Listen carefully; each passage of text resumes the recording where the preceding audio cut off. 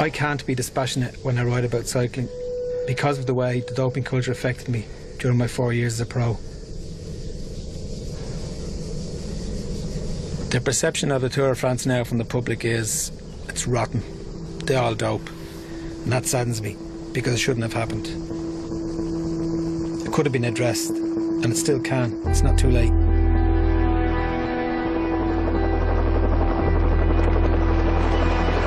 Looking at the sky over Paris now, it will be a full moon tonight as it looks down on the 100th Tour de France, going down the Tuileries. People say they love cycling. OK, well, if you love cycling, do you allow doping to destroy it, or do you try and address it? I try and address it, because for me, that's what love is. As he comes up towards the line now, but he's kicking again, and he hits the line.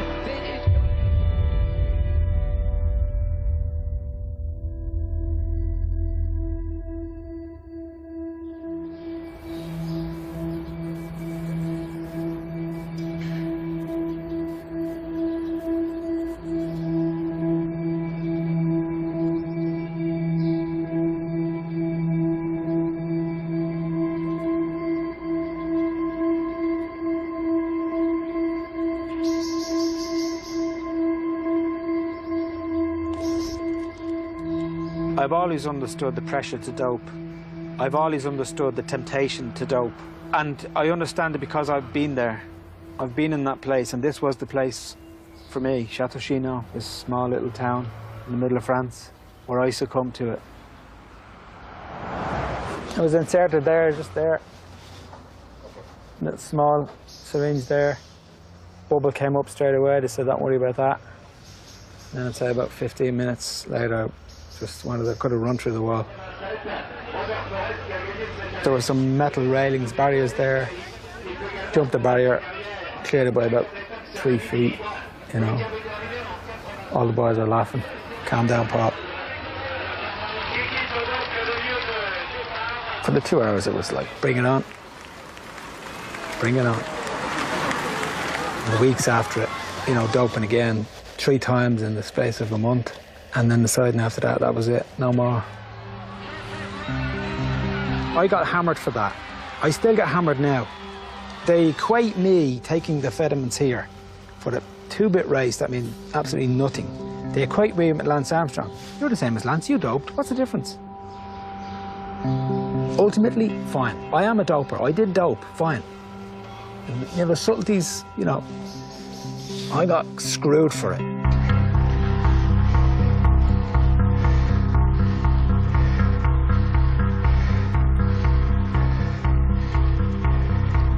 That small group down there, the first time we've seen him in this year's Tour de France, we have the Irishman Paul Kimmage on the attack. The youngest rider from Ireland this year in the Tour de France, riding in his first attempt at what the French call la Grande Boucle, and he's the white jersey at the back of this group.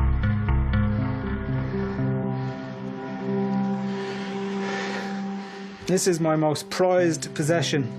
This is what they give you when you finish a Tour de France. A little medal, not very spectacular, but would have pride of place in anything I've ever won from the game.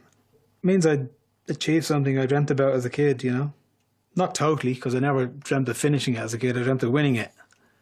But it's enough, you know, given how hard it was to actually get there, how hard it was to make the start of it. It's enough that I did get there and that I did actually get through it. That's what makes it so special. And Greg LeMond is taking on the yellow, takes on the green jersey of Eric van der Orn. So LeMond is looking now to finish this tour on the highest possible note. Only the best 200 professionals get to ride a race. So just to get to that level, you've got to be pretty good. The general public don't really appreciate that. They say, well, where did you finish, you know? 132nd doesn't actually register as a great result for them. But I know, to me, it's everything, you know? It's been harder than I ever expected, but this last week has been unbelievable. Unbelievable. I go on the bike every day, not knowing if I could finish or not. Will you do it again next year? Certainly. It's crazy, but I will. Paul, many congratulations. Ladies and gentlemen, our next guest. He gained his hard man's licence in the Tour of France. 2 years later, he just gave up. Couldn't take it anymore, forget it, resigned, came back. Mind you, another avenue open to him because he became the Journalist of the Year last year. And now he's written the story of his life in a book called A Rough Ride. You have spat in the soup. The vulgar French expression means you spilled the beans, you've let the cat out of the bag, you've given the game away, you've a turncoat. And you talk about the drugs in the cycling scene. Right. And the implication is that most of them are at it. Most of the time. I'm not concerned about implications. That's not why I wrote the book. Why I wrote the book was not to say this guy's taking drugs or this guy's taking drugs. It's to highlight the problems that there are. It would have been the easiest thing in the world for me just to say, OK, journalist now, forget all that, get on with it now. Don't write any book, don't tell any stories. But I had a duty, because I love the sport, I had a duty. This is wrong, that you cannot compete in this sport without arriving at that crossroads that I arrived at. That's what it was all about. It was about what the authorities needed to do to address it. That was the reason I did it. And naively I thought, wow, you're going to write this and people are going to be saying, well done, mate. You've done the sport a great service. That's how naive I was then. I had absolutely no idea it would be as bad as it was, you know.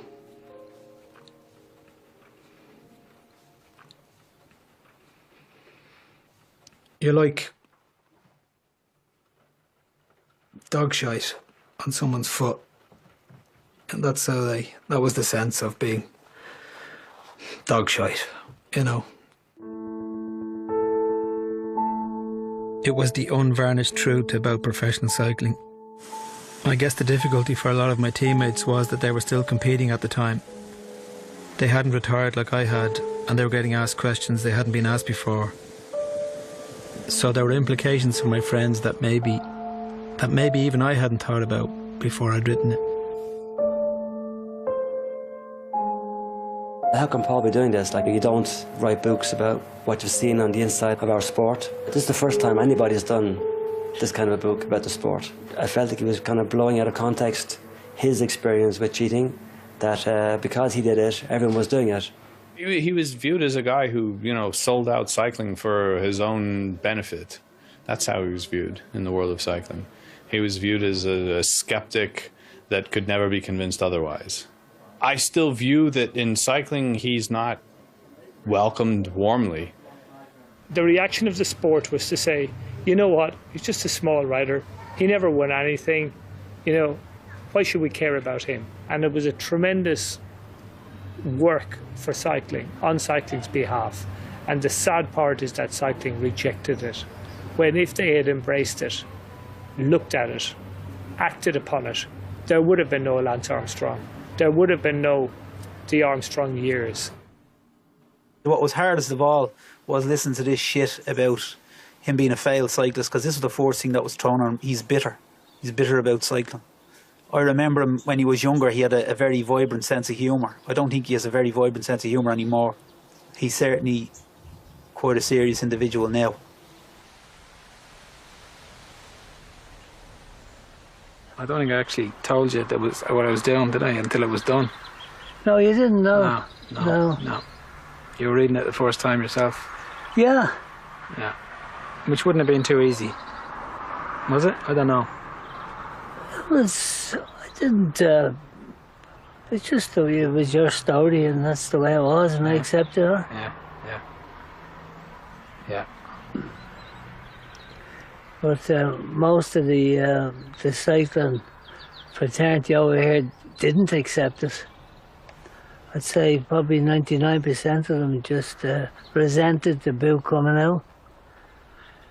And they were saying I was somebody that didn't make the grade, I was moaning about it. And that probably annoyed me more than anything. Me personally, I wouldn't have gone down that road myself. Anything for an easy life. Don't believe that. Don't believe that at all. I didn't lick her off the ground.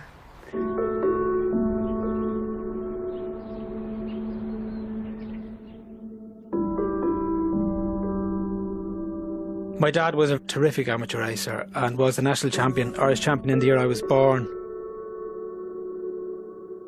We're four boys, I was the eldest, and you know, from the moment I could walk I was watching my dad race, and From the moment I could talk, it was the one thing I told him I wanted to do. I wanted to be a bike racer. So much of my drive and my focus, my ambition to be a pro, was wanting to please my father. That's where a lot of it came from, just wanting to show Dad, you know, I can do this. I want to please you. Paul was born perfect in an imperfect world.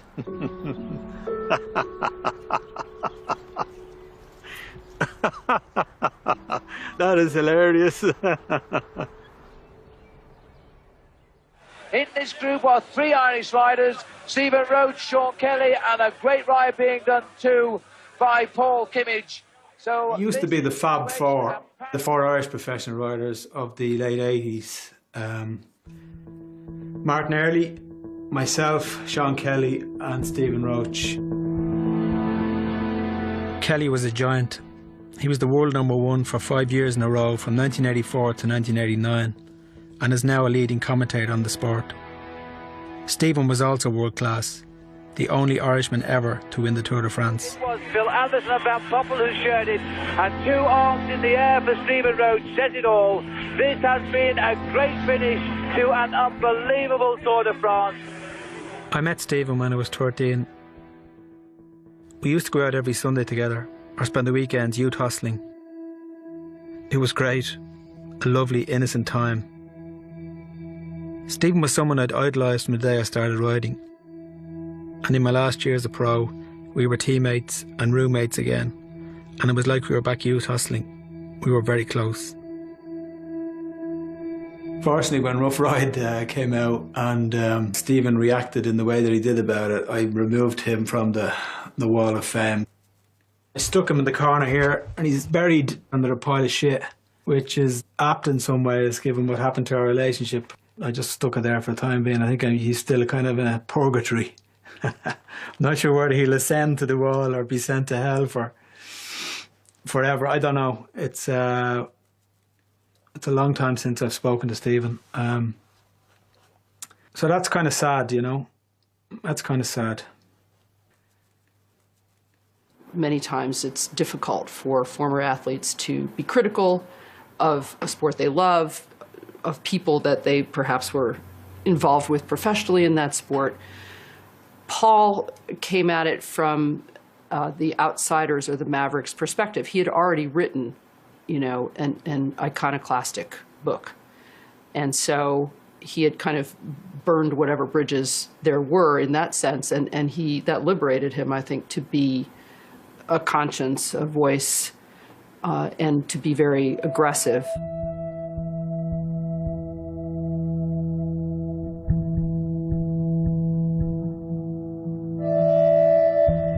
And finally, the last thing I'll say for the people that don't believe in cycling, the cynics and the skeptics, I'm sorry for you. I'm sorry you can't dream big, and I'm sorry you don't believe in miracles. I'm a fan of the Tour de France for as long as I live, and there are no secrets. This is a hard sporting event, and hard work wins it. So, vive le Tour, forever. Thank you.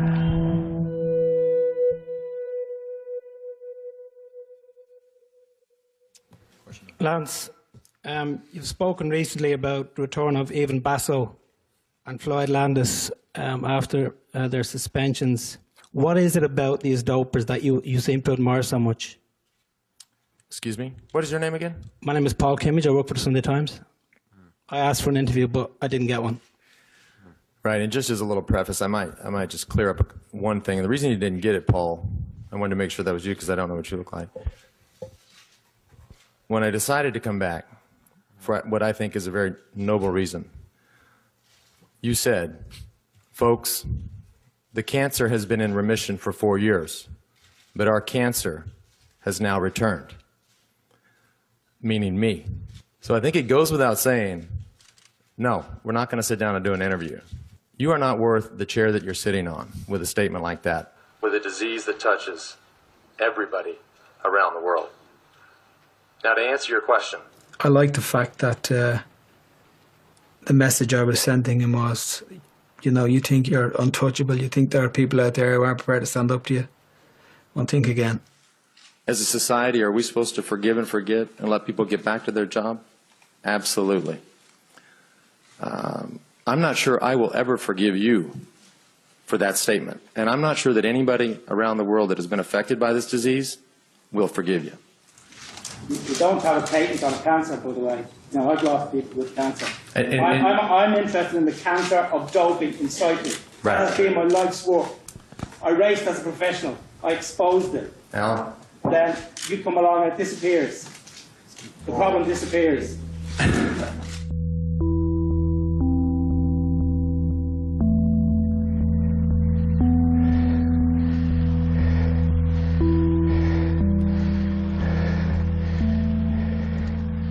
Libels or libel suits are the Oscars of our trade. Unless you're getting them, you're not doing your job right. But when you do get them, it's not a nice moment. It's a pretty heart-stopping and shocking moment.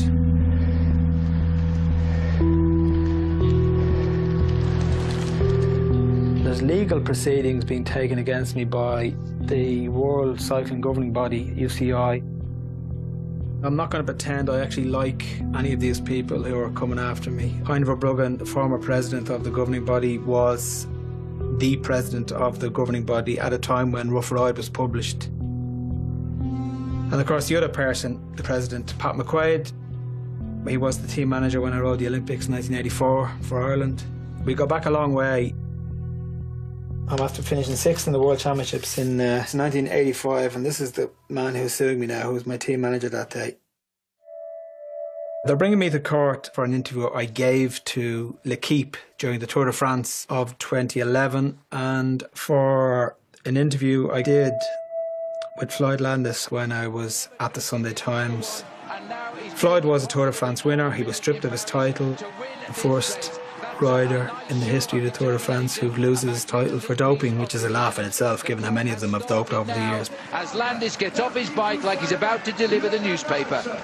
When you say that, you could justify it in the sense that you weren't cheating anybody else, but you were cheating some people. There were riders in that tour who rode the first tour. That's right. Who weren't. So what about your attitude towards those, or do they not? Are they not on the radar? How do you deal with that? Here's the facts. Somebody's going to cheat those guys.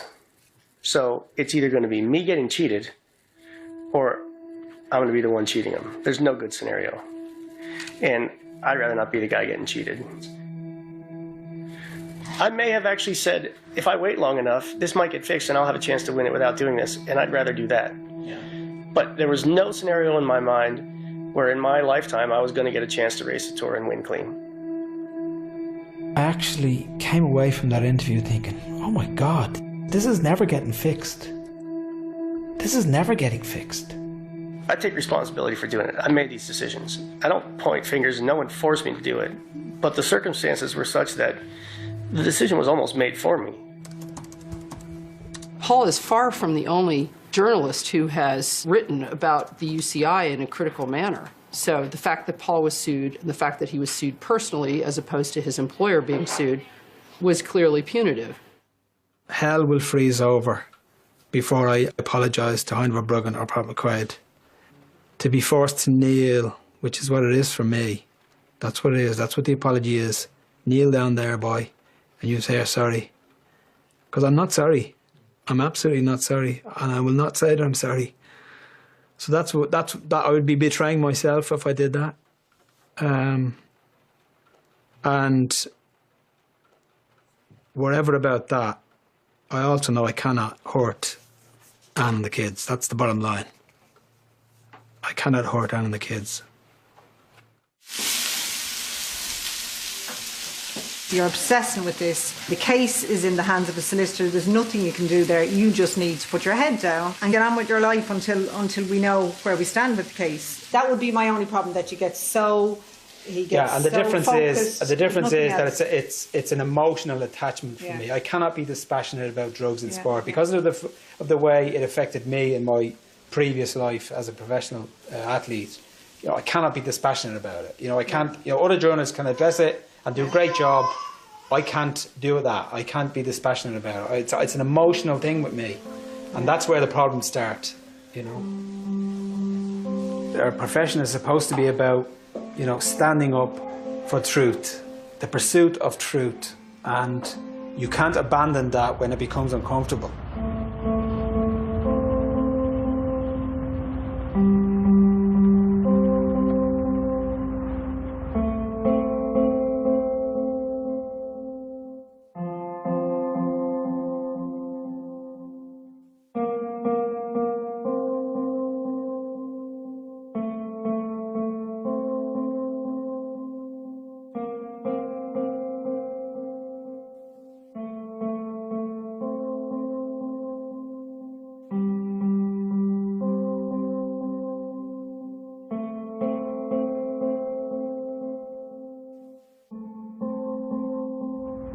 This is a landmark day for cycling.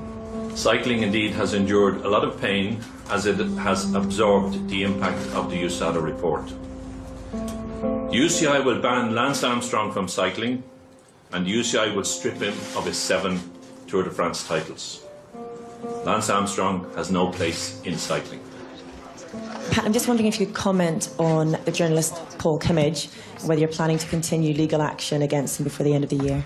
The case against Paul Kimmage has nothing to do with Lance Armstrong, nothing to do with Paul Kimmage as an anti-doping advocate, nothing to do with Paul Kimmage, who wrote the book The Rough Ride. This is about a journalist who accused me and my predecessor and the UCI of being corrupt, and it's a straightforward defamation case. Can we just try to be as careful as possible, not to exacerbate your situation and not to land me in one as well, if you don't mind, okay? And so, as you heard there on the sports headlines, Lance Armstrong has been stripped of his 7 Tour de France titles. 2 men have done more work than anybody else in exposing Lance Armstrong for what he is, David Walsh and Paul Kimmage. Paul Kimmage is with us, and I think we should say to start, Paul, you're still the subject, I think, of legal action been taken against you by Pat McQuaid and the UCI for your calling of things straightly over the last number of years. He'd probably argue about me calling it straightly, but yes. You've done so with a passion. I think this is something that perhaps we need to address first, is that there's been no malice on your part towards anyone. You've actually just had a passionate interest in trying to expose the truth about what goes on in cycling. Yeah, and I sometimes let myself down in that every time I speak, it's from the heart. It's because I believe it's of fundamental importance. So yeah, I suppose, but again, sometimes I let myself down in the way I do that. All right, let's go through some of the things that Pat McQuaid had to say. Had you been hoping today, Paul, that he would say, I'm dropping this lawsuit? Yes, if I'm honest, yes. If I'm honest, because this is an absolute pain for me at this time. In terms of the effect on your life as well as that ongoing case, you feel you lost your job because of this story? Yes, I honestly believe that this story cost me my job. But I am hopeful it may bizarrely result in me getting another job. I'm hopeful of that. Because I am a journalist and I do want to continue this work. In January of 2012, I was made redundant after 10 years at the Sunday Times. I went from a position of thinking I was king of the world and bulletproof to walking down to the local unemployment office.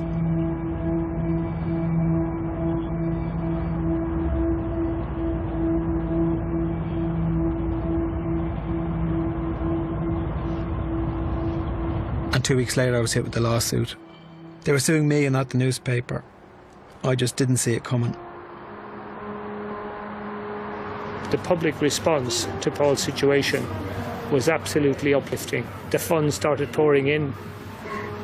This is a journalist being sued by a sports organisation, and you have ordinary members of the public with $5 and $10 and $2, and it adds up to $100,000 of support for just an ordinary journalist. But of course, the truth is, he's not an ordinary journalist.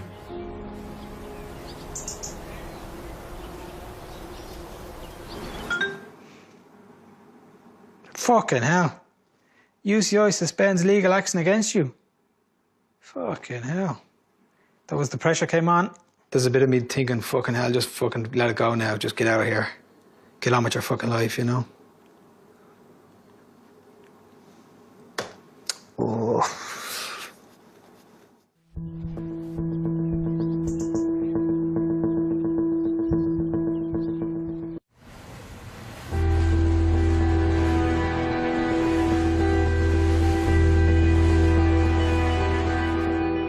The Tour de France has always been and will always be the biggest event in cycling. But this year it's bigger. It's the 100th edition of the race and the first since the fall of Armstrong. Will it be the first time when we haven't asked questions about performance-enhancing drugs? I'm not sure, but I'm anxious to find out.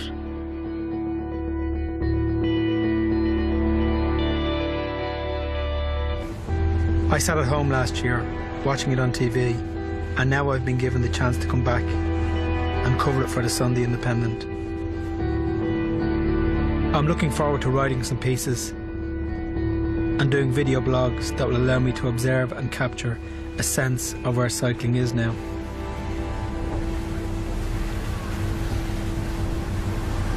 I'm Paul Kimmage. That big blue thing behind me is the Mediterranean Sea, and the rock we're heading for is called Corsica, for the 100th edition of the Tour de France. Hold on, I don't think it's the same. Oh, for fuck's sake. I don't even know how to work this fucking camera. He said swipe it that way. I haven't got a clue. We are a good team. We are. Well, yeah, we are normally a good team, but we haven't done this before. Yeah, well, it's getting used to it. Yeah. Plus I can't see you. I can't see your face when I'm doing this. You know what I look. You know what I look like. No, but I'll be able to see you in this. Yeah, okay. Well, look, you just need to get a bit better. You know, I can't be standing around all day doing 55 takes. I'll try my best to improve. Okay, right, okay. Well, we've been married for 25 and a half years. 25 and a half years, so it's obviously working pretty good so far. Hopefully it'll survive the next month, which is not a given. Which is not a given at all.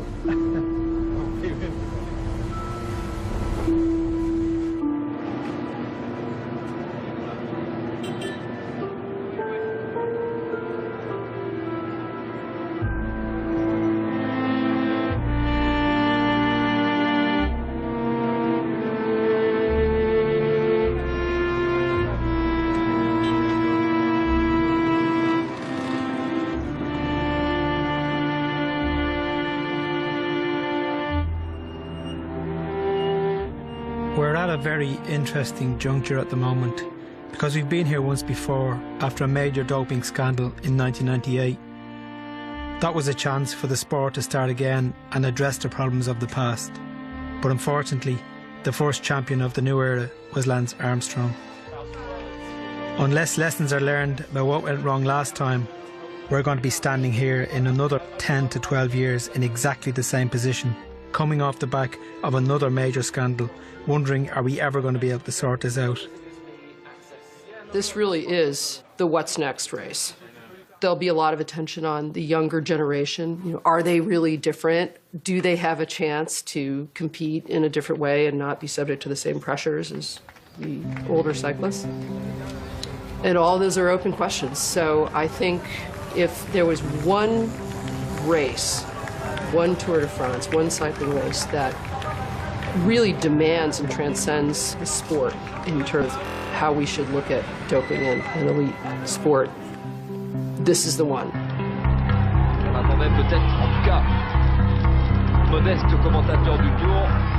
Last year, the Tour de France was dominated by Team Sky, with Bradley Wiggins becoming the first British rider to win the race. With Wiggins pulling out of this year's Tour, Sky will now be led by last year's runner-up, Chris Froome. He is the clear favourite for this year's Tour.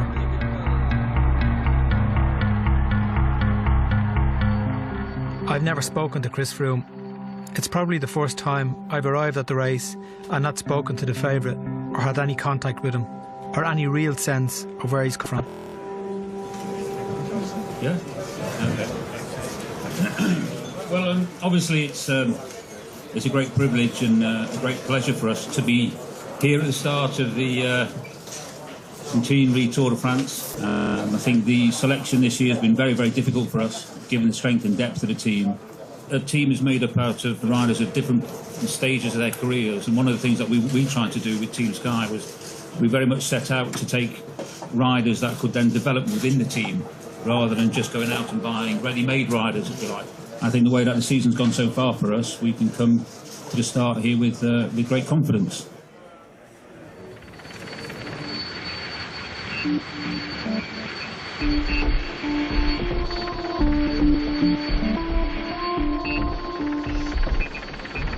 Bonjour à tous, jour de fête comme disait Jacques Tati, c'est-à-dire lancement, première étape du 100e Tour de France. Nous sommes à Porto Vecchio, nous sommes dans l'île de beauté, et c'est un tour de beauté que l'on espère, ce 100e Tour de France.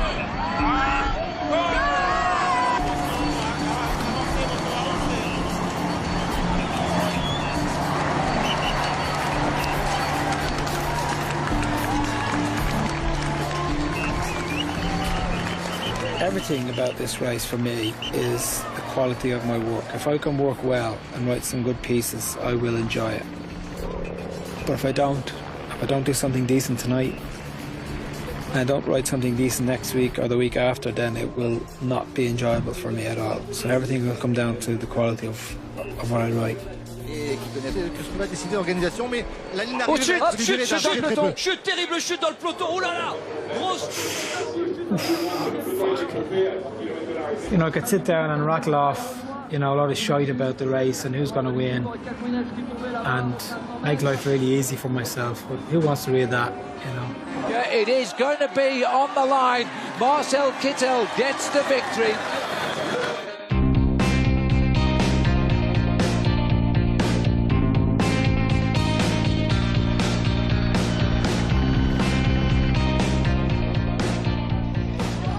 Over the next 3 weeks, we follow the race. We are part of the media circus. That's how it works.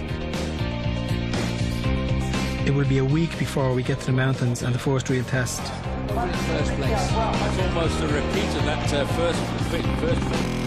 Before that, it's shadow boxing from Corsica to the Pyrenees and a chance to wear the leader's yellow jersey.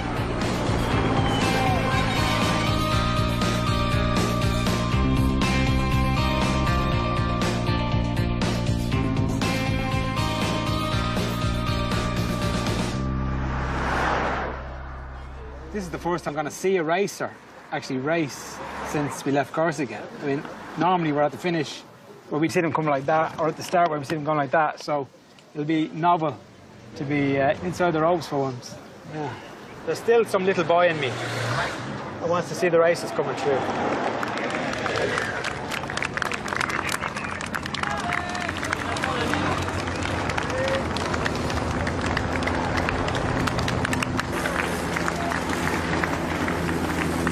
What we've seen now is a 4 or 5 man breakaway and then the bunch coming through. Now for those 4 or 5 guys, just the fact that they're out front and they've got the helicopter overhead and the people by the side are all clapping, that's the dream that every kid has who races a bike, that one day they're going to be in with a chance of racing through a tour stage win. And for me, it was the greatest moment of my life as a pro bike rider when it happened to me in the Tour de France, because we did actually get to the end. We were sprinting it out for the win. Go to Pro takes up Paul Kimmage now. Kimmage has sat at the back of this group for the best part of 30 kilometres. He's now number 2 in line. Paul Kimmage there in second place. I had one chance with some big hitters, some really top riders, and to be with those in the mix was the fulfilment of every dream I'd ever had as a kid. Peters goes across the Blanco's wheel. De Croo swings off. He's made the pace now. It's up to his teammate Peters to try and take it over at the top now. And Durand comes in the middle. Where is Paul Kimmage? He still has a chance. Or is he being swept away? Jesus, Blanco. I imagine my parents at home, you know, watching it, and the thrill it must have been for them to see their son in the middle of all this excitement. Off the front, Vinny trying on the left of Peters. Takes Peters his way up. Peters gets it. Vinny is third. And Durand is fourth. And I think I actually bucket, dropped my head crossing the line. Knew I'd blown it. Didn't think it was the last chance I'd ever have, but you know, knew I'd blown that one anyway.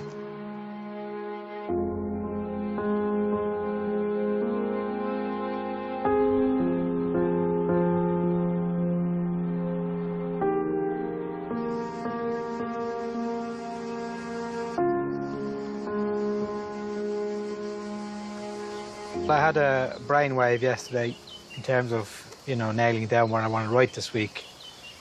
You know, like the hand that comes out of the grave in Kerry, you've got a lot of former champions who previously would have escaped the doping question, but are being drawn back into it now.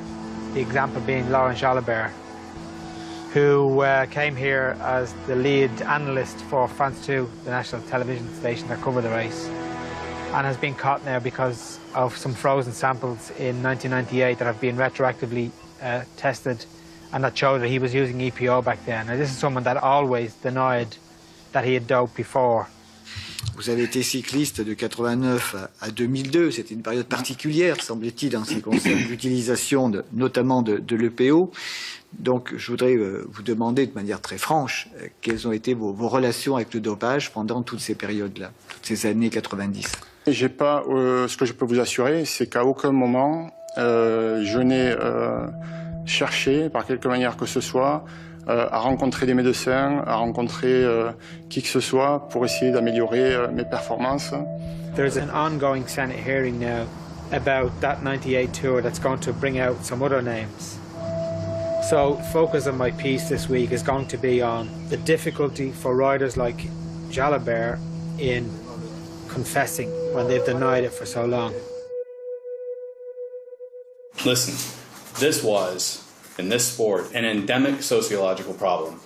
And there's no way around it. And what we want to do is to prevent that from happening again. And we think that the best route forward is to have a Truth and Reconciliation Committee and to get the knowledge out in the open, learn from it, move forward. Having it come out in little dribs and drabs, you know, Lauren Jalabert this week, this guy that week, is ridiculous and painful and unnecessary. I just think it's a bit sad when you see a situation like Lauren Jalabert and, you know, you can just see that he's scared to just say it, get on with it, and then move forward. David? Yeah, I mean, I think there's just an inevitability to it all. I think, as Jonathan said, the problem at the moment is it's micro events, it's individuals that are going through their individual truth and reconciliations. If we let it just happen organically and the way it's been happening, it will just never stop. It's just going to trickle out for decades and decades. And you look at somebody like Laurent Jalabert, who's not a stupid man.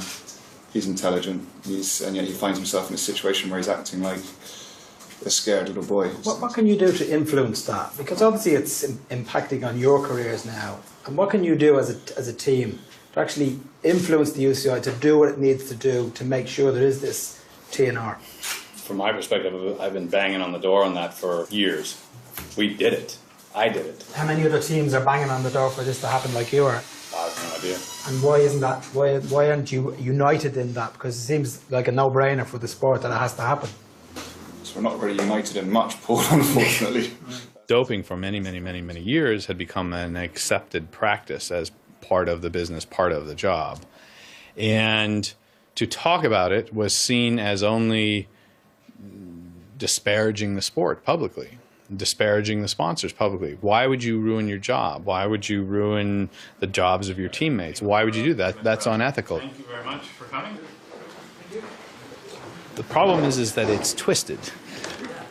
It's twisted by the fact that you're protecting something that fundamentally shouldn't be there in the first place and fundamentally violates every law of fairness that there ever was. So, but that's a hard thing to deal with. And I feel like a lot of people who keep Omerta really believe that it's the right thing to do. That they're thinking, well, the right thing to do is to stay quiet about this.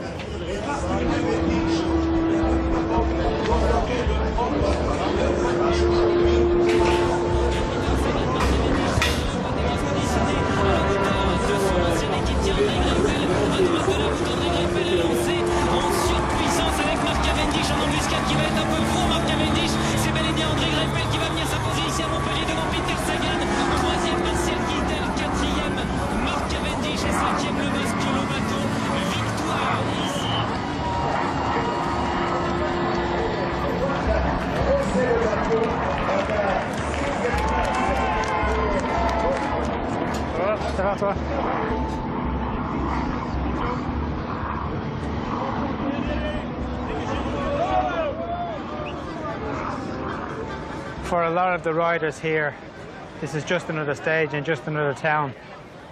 For me, it's a little different.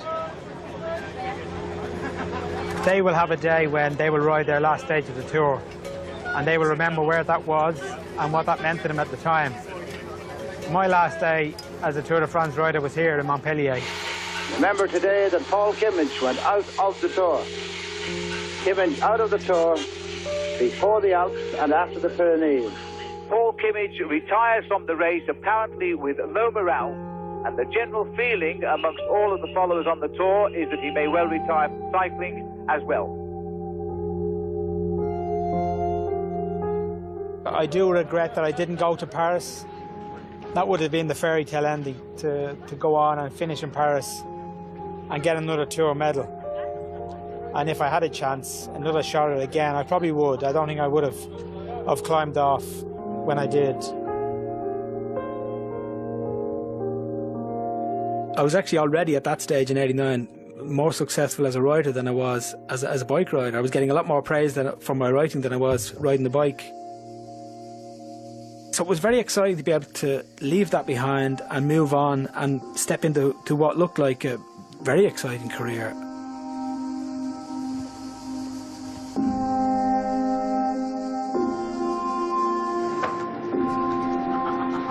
I remember the Tour of Italy in 1989, going into the press room after the team time trial and being very excited that this is a place I was going to be working the year after. Very excited, thinking it was a great place, thinking that all these people were going to be my colleagues. But some of them were. A lot of them I still respect. A lot of them I don't respect at all. I see them running around in groups of 4 and 5 together, and that's classic journalist pack. They like to hunt in packs. I prefer to be my own man, to work on my own, to form my own opinions, and to stand or fall by those opinions. Whereas I feel a lot of the guys here, they need reassurance, they need someone holding their hand, they need someone saying, yeah, I agree with you, you're right.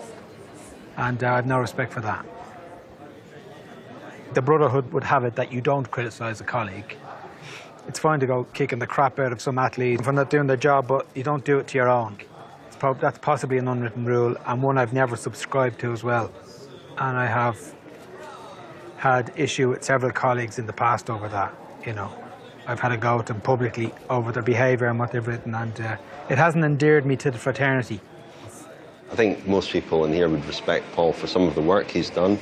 I think some people would probably not take kindly to being criticised as a group, as journalists have been. I think the accusation that he makes of some of us, and I think of me, but not directly, is that we are in some way compromised and that we're scared to ask hard questions. He was unhappy at the job the British press were doing in reporting the Tour last year and Bradley Wiggins' success. I hugely resent his accusation that he makes in public without knowing that we don't ask hard questions. It's all we ask. I'm sure there's a lot of them think I'm a right pain in the ass, self-righteous prick, but that's their call.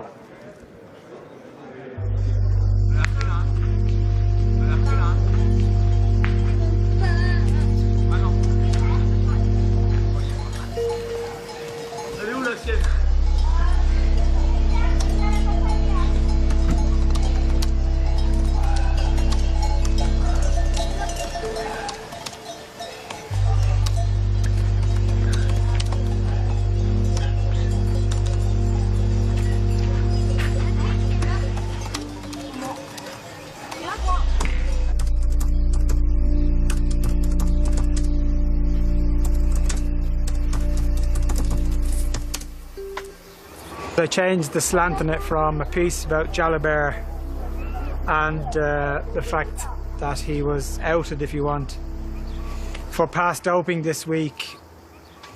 It changed in that Sean Kelly has just written an autobiography, and again it was a great opportunity for Kelly to set the record straight about doping and cycling and his experiences of it, and he didn't take that opportunity. He's tested positive twice in his career. Anytime doping has come up over the last 10-15 years, Kelly just goes silent, has never spoken about it. And you don't help the sport by being silent on doping. What the sport needs now is for people to talk up, for icons like Kelly to talk up about, listen, this is what it was like when I came into it. This is how the problem has got as bad as it is today, because it suits Kelly and it suits Jalabert and people like that, that people have this impression that doping started and will end with Lance Armstrong.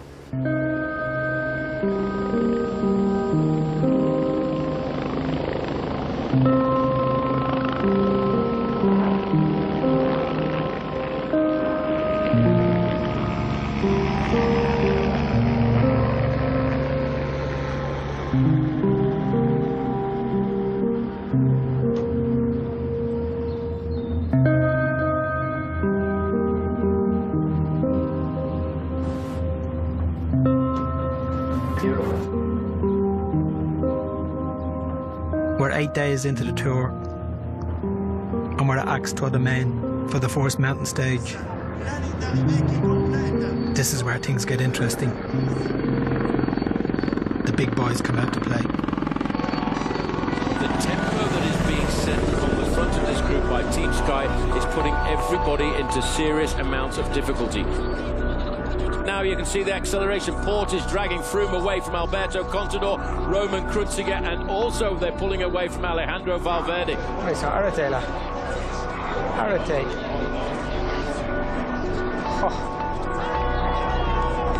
As we see the acceleration coming from Chris Froome, now the hammer is down. He has been hitting for this first move of the Tour de France. He's been sitting in that pack for the first 7 days of the race, waiting for the mountains to arrive. Qui est un petit peu moins difficile, on est dans un léger replat pour le Britannique qui va pouvoir récupérer, mais non, il se met debout sur sa selle, il se met debout en danseuse Christopher Froome pour relancer en palais, mais non, il se met debout sur sa selle, il se met debout en danseuse Christopher Froome pour relancer en position de contre-la-montre désormais les deux poignées sur. This is going to be a stage win and a yellow jersey for Chris Froome. He has now put himself head and shoulders above the rest of the riders in this year's Tour de France.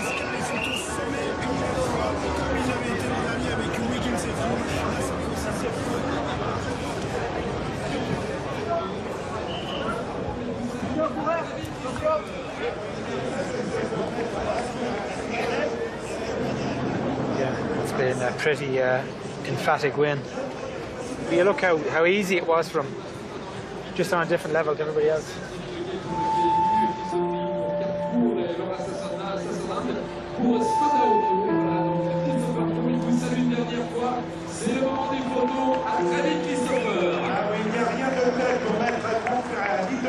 Il n'y a rien qui soit comparable à avoir le maillot de leader dans le Tour de France.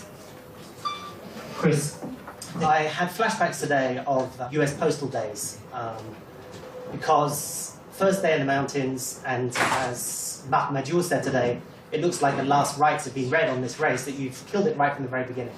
Can you tell us, please, that everything we've seen today is totally bona fide? We're not going to be regretting this day in 20 years' time. 100%, 100%. It's normal that people ask questions, given the history of the sport. That's the unfortunate position we find ourselves in at the moment, that eyebrows are going to be raised, questions are going to be asked about our performances. For me, I mean, yeah, it is a bit of a personal mission to show that the sport has changed. I certainly know that the results I'm getting, they're not going to be strict.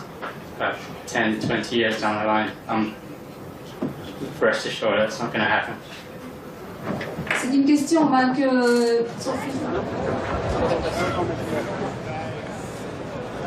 Chris, I just want you to know my intention is not to gain on your parade, okay? 100%. No, 100%. I have to ask that question.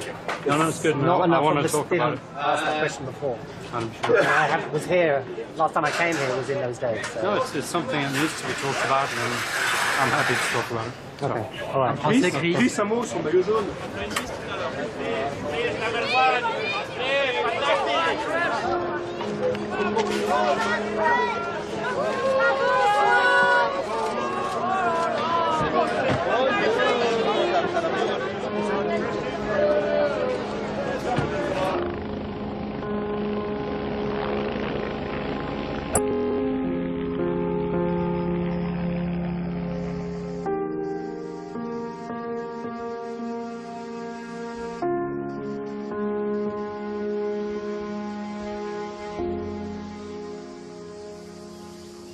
I can't help reacting to what I see. I mean, there's a piece in this morning from David Miller, who I like, and he's given out about all the people asking questions about Froome. Now, I've said this to David before. He loves cycling, but his love is blind. My love is not blind, okay? I'm not going to apologise to David Miller or to anyone for reacting the way I do to what I see. And it's unfortunate, but that's the way that's what the sport has become now. We've been betrayed and lied to for so long that we actually cannot believe our own eyes. He seems nice. He's more gracious than his teammate was last year in the same position. Nice has nothing to do with it. Not a popularity contest. No, but maybe he's a really nice fellow. Yeah. Well, he's very polite. And I don't know him. I don't know. He's dealing with it pretty well, the controversy, isn't it? We'll see. Sorry for interrupting your show. I think he's nice. When Sky were established, they promised all sorts of things about how they were going to conduct their business. And one thing they said was that they would only employ British doctors who had never worked in cycling before. Geert Linders is a Belgian doctor who's been involved in doping riders with other teams. He was the doctor for 2 years, and they got rid of him after Wiggins won last year's Tour. So I'm a bit unsure. I'm a bit sceptical. I can have my glasses, please. Don't do a spanner around these. Did you not bring them? Okay. Right. But I think if you'd have told us that we would be sitting here today with the time gaps that we've got, with the time trials coming up, ready to go into the rest of the race, I think we'd have taken it. So that's pretty much my summary, I guess. Another question here, please. Hi, Chris. Bradley Wiggins is on record as saying that the association with Geert Linders last year was a good thing, and that he is a good thing to be associated with cycling. What is your position on that? And how angry do you feel? There's a lot of the scepticism about your team is built on that association with Linders last year. Association with Lenders. I personally didn't have much contact with Lenders, so I can't really comment. But naturally, people are going to ask questions whenever, given the history, whenever there are great performances, they have been linked to doping in the past. So naturally now we're bearing the brunt of a lot of those questions. But personally, I feel the sport has moved on. I know what I'm doing is right. I know how I've got ready for this Tour de France. I know the stage I won 2 days ago. I know that result will never be stripped. Outside of that, I don't know what else I can do to... I think, Paul, that the reality is that the whole Linders thing is my responsibility, and I'll take that squarely on his chin. And I think if anybody should be asked that question, it should be me, really. And, you know, it's something I regret. It's a mistake I made. I think I've held my hand up and recognised that mistake. If somebody looks you in the eye and they lie to you, I'm pretty angry about it, quite frankly. You know, I think that decision by myself and the rest of the management staff has put Chris in a position where he has to answer questions like you've just asked him. But that's not his fault, to be fair. That's my fault, really, isn't it? You know? Any more questions? Allez, voilà, je vais m'arrêter ici. Allez, 10 heures, on va suivre le Tour de France avec les magazines et la presse. Allez, dernier souvenir, les personnes qui ont loupé la caravane. Allez-y, profitez-en, c'est uniquement aujourd'hui. À l'arrière des véhicules.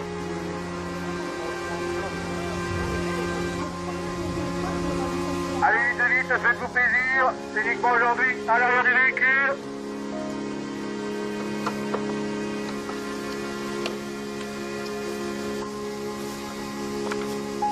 Just get a little bag out of the drawer, will you? Where's the Silza bag? In the cutlery drawer.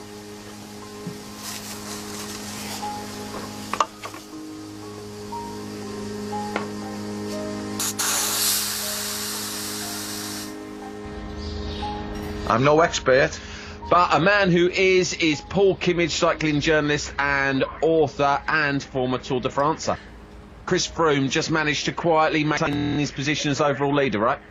Obviously the weekend was massive. Froome took the jersey on Saturday, had a very, very difficult day on Sunday in defending it. He has defended it. Today is a really big day in the race. Today is the first individual time trial, and it's an opportunity for Froome to increase his lead on his nearest rivals, and I expect him to do that. But after that, he will not really be tested again until Sunday, when the race goes up Mont Ventoux. And from next Sunday, for the last week of the race, it'll be massive. The last week of the race is absolutely massive. Paul, we're going to have to leave it there. Thanks ever so much for your time. Thanks, lads. Froome is unlike any rider I've ever seen. It's just the way he sits on the bike. He's like one of those Stephen Lowry paintings, matchstick man. I don't know, I think he's naturally skinny. He's lean though, isn't he? He's lean, yeah, but he's big, he's tall as well.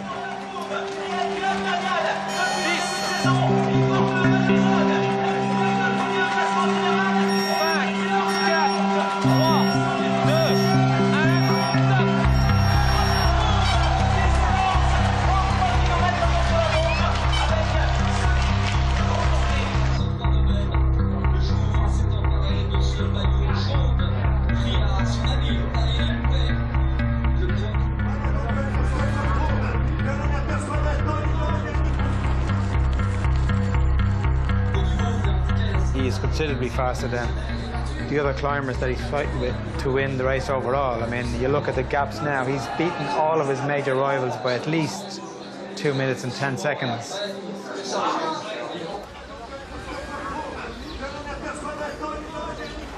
But we've been on this race for 2 weeks now, and I don't know what to believe.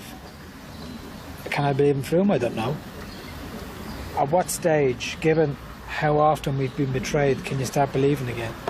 What stage can we make that leap of faith? Can you just jump blindly in and say this guy is clean? I can't make that leap of faith yet. It's an absolute head-wrecker. It could be this is the greatest cycling display we've ever seen, and we just don't know it. We don't know it.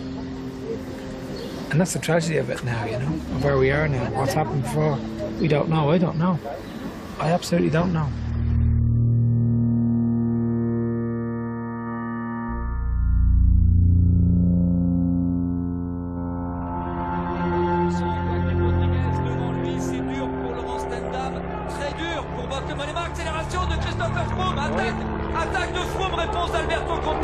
Regardez cette attaque assis sur la selle, c'est incroyable d'attaquer dans le Ventoux comme ça, assis sur la selle, on a l'impression qu'il est sur une planche en joie.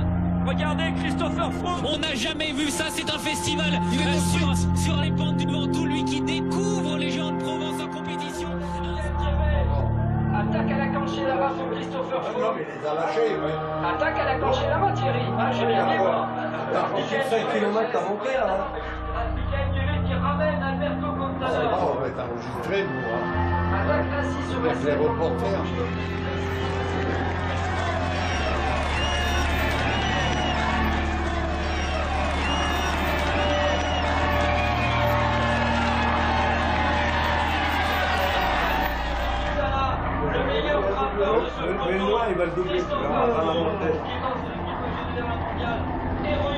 Chris Froome has toppled all of the men of the Tour de France today and increases his overall lead tonight.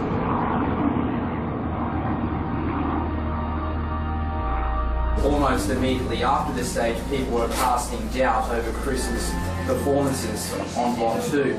Can you provide me with your most compelling reason why we should believe not just Chris, but every single member of your team?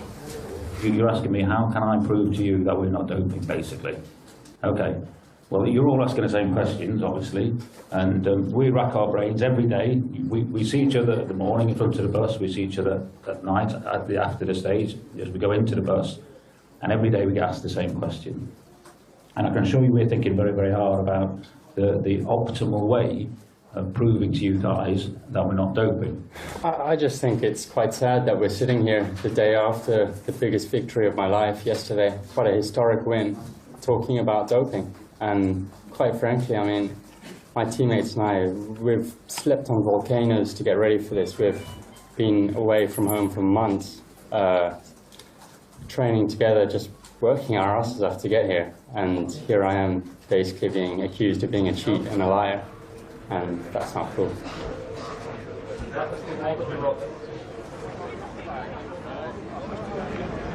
I'm in a position where I've had this chance to travel with Sky since the beginning of the year. I've had lots and lots of conversations about doping with Dave Brailsford and with riders like Bradley Wiggins and Chris Froome. Let's put it like this, I have less scepticism now about the team than I had when I first started living with them. I've spent about 7 weeks with them. I'm not saying that Sky are clean. I'm saying I've less scepticism now than I had at the beginning, and I think there's a very good chance they are clean.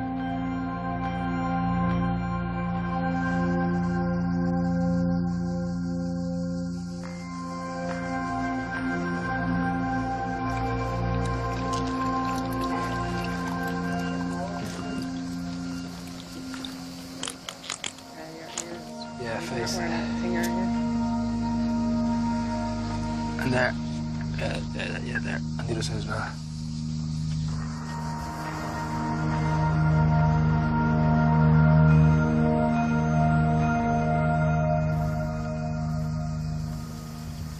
Mont Ventoux, le géant de Provence, is remembered for the death of Tom Simpson. Dans ce virage, à la sortie de ce virage, que le 13 juillet 1967, Tom Simpson trouvait la mort sur les pentes du Ventoux. Oui, c'est ici même. Dans une atmosphère étouffante, à 2 km du sommet, un homme zigzague sur la route. Ce coureur, c'est l'anglais Tom Simpson. Tom Simpson was a victim of the doping culture at the time. And that was July 1967. And that should have been the end of it. Amphetamines in his back pocket, pushed him over the limit.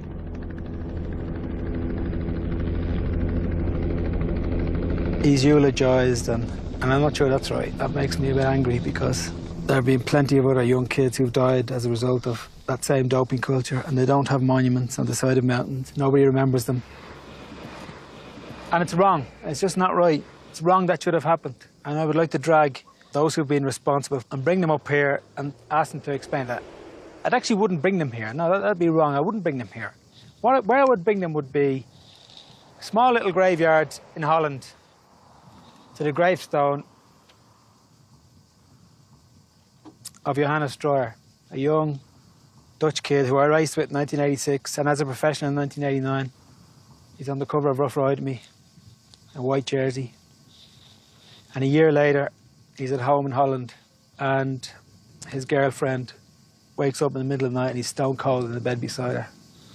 And there were a spate of those deaths in the 90s that were EPO related, or rumoured to be EPO related. And this is this super drug that came in to the sport in the 90s that thickened your blood, increased your oxygen capacity, and also turned your blood to treacle when you were at night. And we had 20-odd cyclists who died in the 90s as a result of this.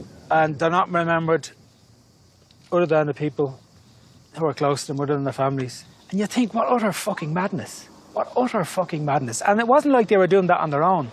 They had managers and soigneurs and masseurs who were facilitating that, who were actually watching them doing it, and who thought it was okay.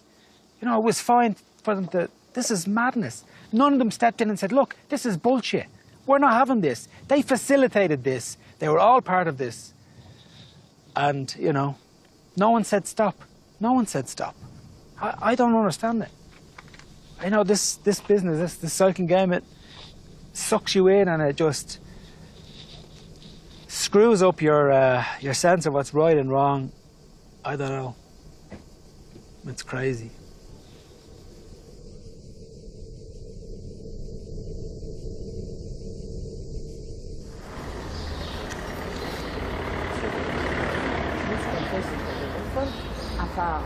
À part ce qui est ici, ouais, c'est pas de drogue, les contredanses.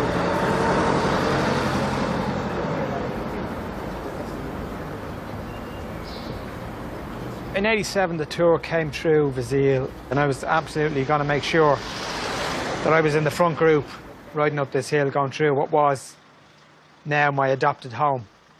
So I was in the front line with Fignon and Roach, who was in the yellow jersey, in the front line coming up here through Laforet, absolutely busting a gut so that my fiancée could be proud of me. And here I was looking for her, and no sign of her anywhere. I was there. You tell me you were there. I was there. So no sign of her anywhere. He didn't see me, and I didn't see him. It was incredible that Stephen took the yellow jersey the day before. So that was his first day ever, I think, in the yellow jersey. And given how far we went back, it was pretty special to be with him when he had the yellow jersey.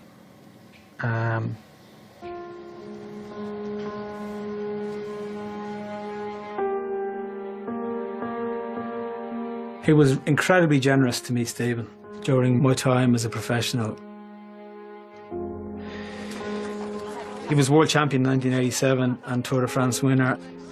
We got married in October, and he came to our wedding, and it caused a huge kerfuffle that he was come. He was the biggest sports star in Ireland at that stage, and it was a big deal for him to make the effort to come over. He gave me an envelope after the reception, just as we were going back to our hotel, and we opened the envelope, and it was £1,000 in cash in this envelope. And it was more money than I'd ever seen before, and we were absolutely thrilled, the two of us. Anne still says it was the highlight of our night.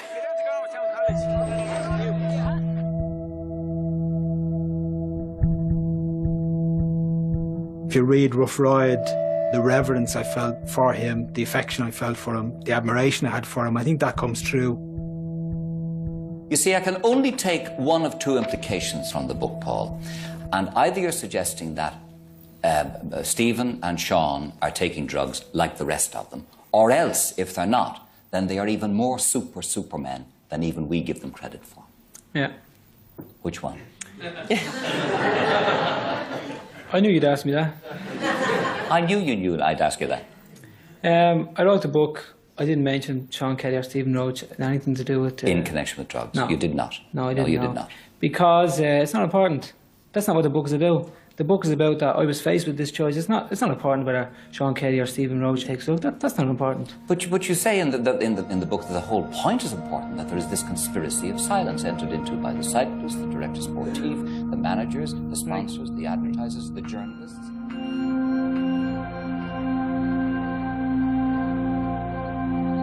Roach may sue over Late. He'd obviously been upset by the fact that I wouldn't go on the Late Late Show and tell Gay Byrne he wasn't doping, or had never doped. He was upset by the fact that I didn't do that. I was 27 years of age. Here's this guy who I kind of felt was a brother, a best friend. We'd done so much together, and here he was casting a shadow over my victories. Well, L'Équipe then ran this half-page piece on bestseller Quai d'Orange, piece by Jean-Michel Rouet.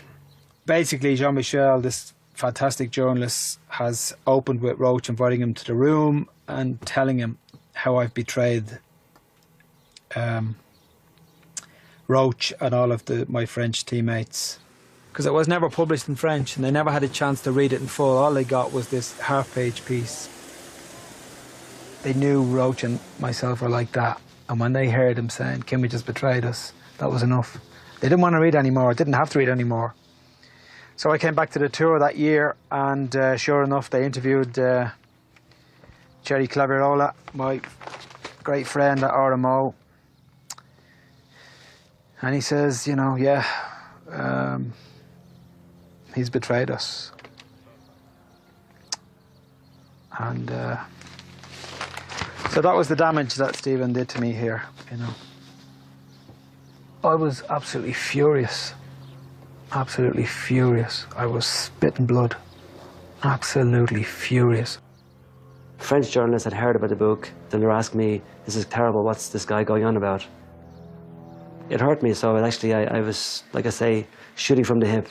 I believe the impression he has given is unfair because it has left Sean Kelly and myself as the top Irish riders carrying the can as far as allegations of drug use are concerned. I learned things from Paul's book that I never knew. I mean, that is just an insult to everybody's intelligence. You know, I turned pro with several of Roach's teammates. I turned pro working with his former director sportif, Bernard Thévenet. All of the people I encountered that taught me about the drug culture in the sport were all former associates of his. How is it that I knew about this and he didn't, you know? You believe what you want. You know, I'm not going to say I didn't, I did, or I could have, I didn't. No. You know, for me, it's not even I wouldn't get into a conversation about it. Because no matter what I said, either the good Lord was standing over me saying he's telling the truth, nobody would believe you. You feel it's worth it? Well, do I feel it's worth it? Let me tell you why I feel it's worth it, okay? When you showed them that, the deaths, the amount of people that died after Rough Ride was published, right? When the substances being abused went from amphetamines and hormones to EPO, you know? Now, you tell me if it's worth it. If I could have prevented those deaths, if they'd stepped up to the plate back then, instead of doing what they did and trying to pretend the sport didn't have a drug problem, you know, what implications would that have had for those kids who died? I believe it would have made a big difference. So that's why I believe it's worth it. Now you go back and ask them if they believe the same thing.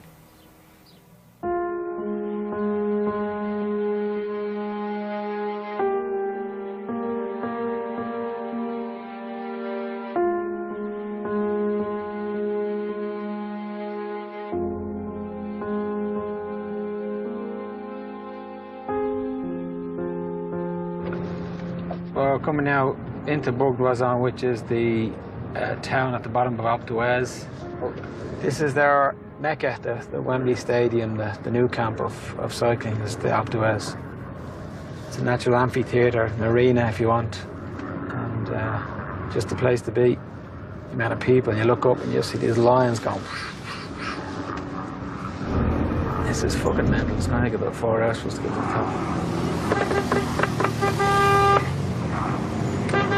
Come on, get out of the fucking way.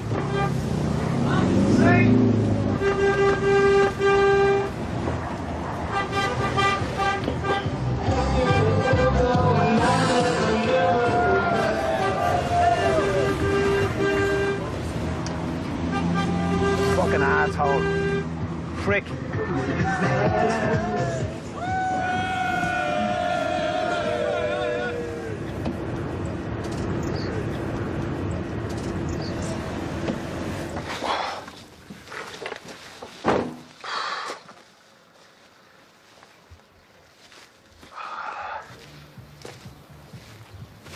Yeah, that was definitely the hardest part of the week so far anyway.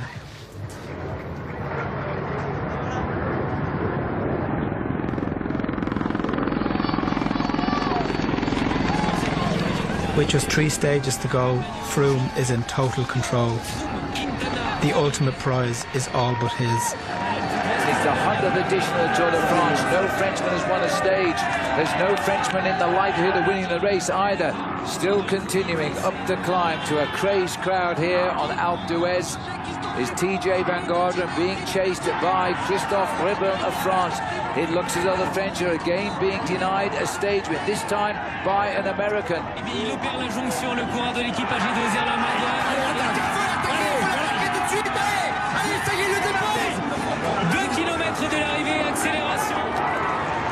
Quand même de Christophe Riblon qui s'est surpassé dans la deuxième ascension de l'Alpe d'Huez pour remporter la plus belle victoire de sa carrière 2 ans après le succès de Pierre Rolland ici à l'Alpe d'Huez et 3 ans après son succès à Alstrois-Domet. Quelle est belle cette victoire de Christophe Riblon qui s'impose donc ici à l'Alpe d'Huez.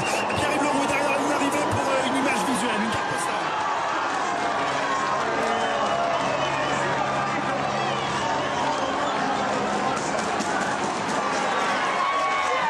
Oh, merci. Quel bonheur.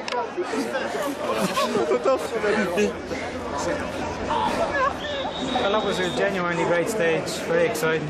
No Frenchman had won a stage yet, and it wasn't looked like they were going to. It just wouldn't be right if they went through a whole tour without winning a stage.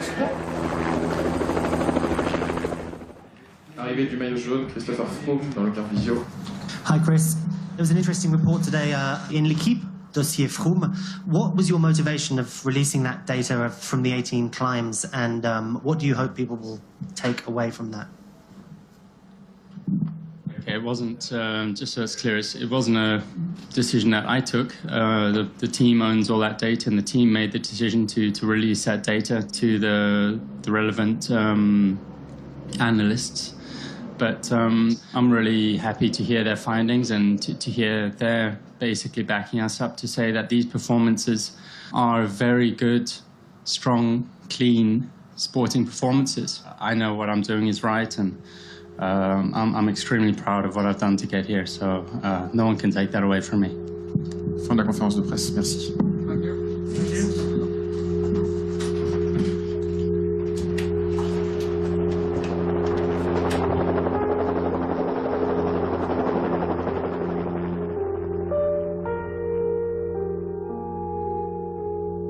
I just find it interesting that as fulsome people have been of him in their praise, very few have used the word great about his performances. So I think a lot of people are standing back now and just wondering.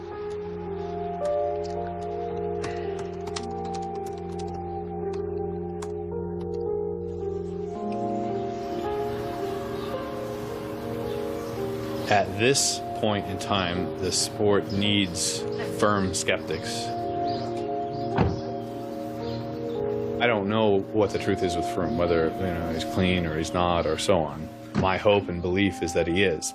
But either way, whether he's not or whether he is, the fact that Paul is drilling that home has a positive aspect to it. If he's not clean, well, then it's exposing truth and so on and so forth. If it's as I hope and that he is clean, it's teaching Chris, Sky, the sport in general, that, listen, we have a history. We have to deal with that history, and it's going to be hard to deal with that history. Never getting complacent, that's the key. And cycling in the past has kind of taught, we've done it now, we're there.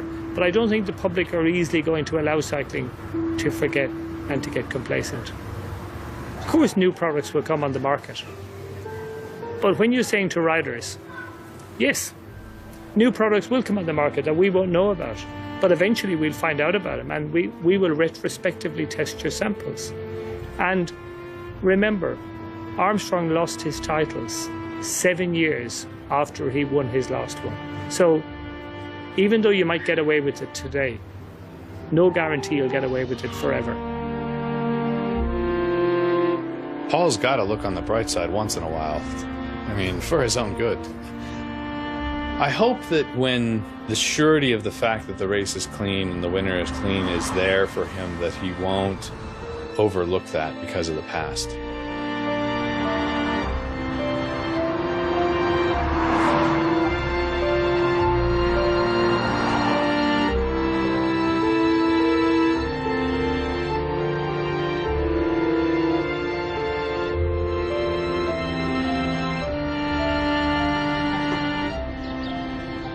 There's a saying, we'll always have Paris.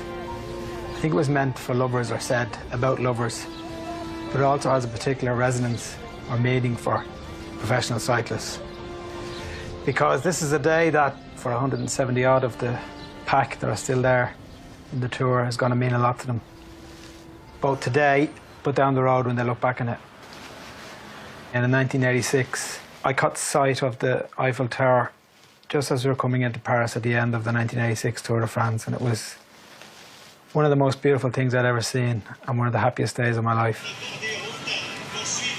It feels very special already coming back here, and I think I'm actually going to really enjoy the day.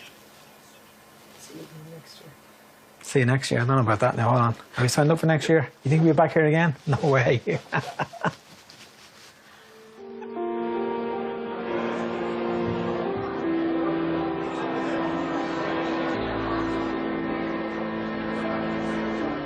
It's the 100th Tour de France, and to mark the occasion, the organisers have invited riders who've completed the tour to sit together in a special grandstand on the Champs-Élysées. The number of living people who finished the tour is actually quite small, and I feel very proud to be part of that. It's going to mean a lot to me. I just wish my dad was here, because he was here in 1986 when I crossed the line. But I know he'd be watching on TV. I want so much as a cycling fan to believe that things have changed and that the performances are real. I love cycling. You know, I've been riding a bike since I was 2 years of age. It's been part of my life since I was a kid. You know, people have always misunderstood, you know, the stance I've taken against doping and misrepresented it as a, you know, an anti-cycling, as if I was somehow against cycling. That's been very convenient for them to do, and I won't let them do it because it's not true.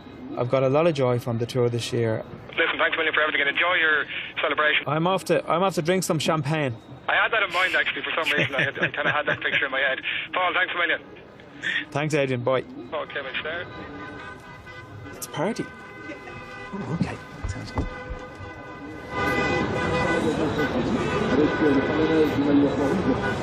Ça roule pas. Je roule pas. Passez. Passez. Passez. Also, je suis journaliste depuis longtemps maintenant. Et toi?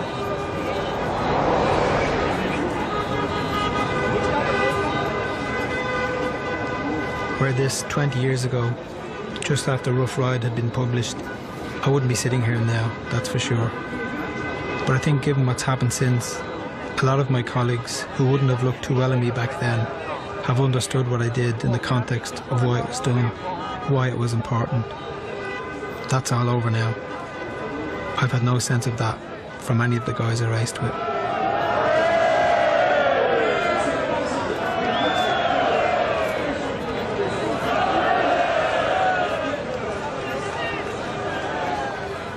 What makes this group unique and special is that they know what it takes to finish the tour. They know. We know. It feels great to sit among them. Maybe not as good as it felt in 1986, but I'll take it.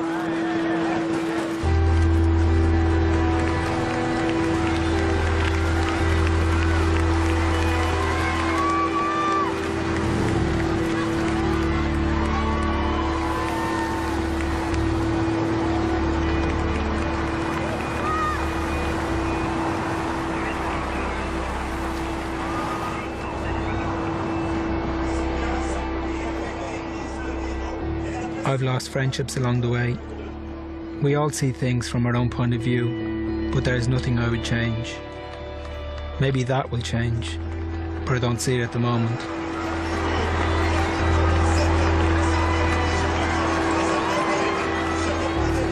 Every time I come back to the tour, I think, wow, this is the greatest sporting event in the world. It's beautiful. It beats everything.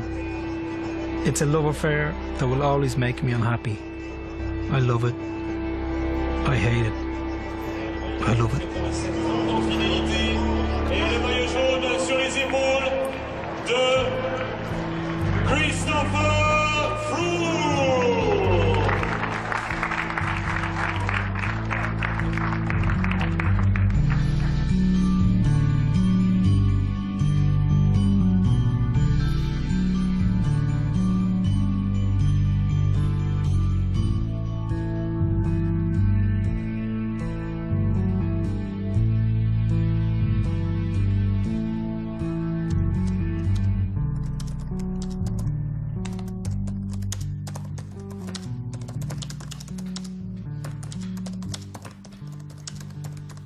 The perception would be that, I'm a cycling journalist, I write about cycling, that's, how I make my living, but the reality has been that since 1990 I've written about sport, not just cycling. In fact, it's only a very small part of my job and what I do.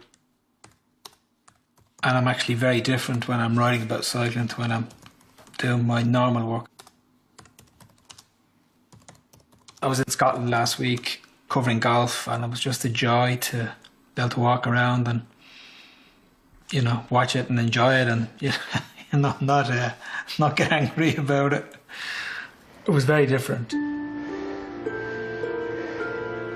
And already I'm not sure. Even now I'm thinking, I'm not going to go near the tour next year. And just get away from it for a while. I think, it's healthier for me if I do. So I need to step away from it, watch it from afar, and then I'll get a bit of enthusiasm for going back again.